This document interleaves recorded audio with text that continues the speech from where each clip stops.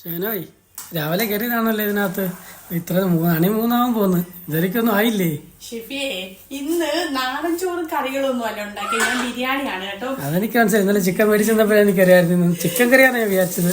അപ്പൊ ഞാൻ ദമ്മടിച്ച് പിന്നെ കുറച്ച് താമസിച്ചു പോയി ഷിഫി, കുറച്ച് ജോലി ഉണ്ടായിരുന്നു.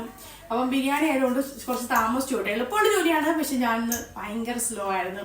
പിന്നെ 2 കാര്യങ്ങൾ പറഞ്ഞു. ഒന്നാമത് നിങ്ങളിനകത്ത് അണ്ടിപ്പരിപ്പ് എനിക്ക് വാങ്ങിച്ചു തന്നിട്ടില്ല, 2 പപ്പടവും ഇല്ല. അതുകൊണ്ട് ഇന്ന് ബാബാ ബിരിയാണി കാണിച്ചു. ബിരിയാണിയാണ് ഞാൻ അറിഞ്ഞില്ലല്ലോ. ഇനി ബിരിയാണിയാണ് നിങ്ങൾ അറിഞ്ഞില്ലേ? നിങ്ങളോട് ഞാൻ പറഞ്ഞല്ലേ ഇന്ന് ബിരിയാണി, നിങ്ങൾ കേട്ടില്ല? ഇല്ല, ഞാൻ കേട്ടില്ല. ഞാനതല്ലേ ചിക്കൻ മേടിച്ചത്.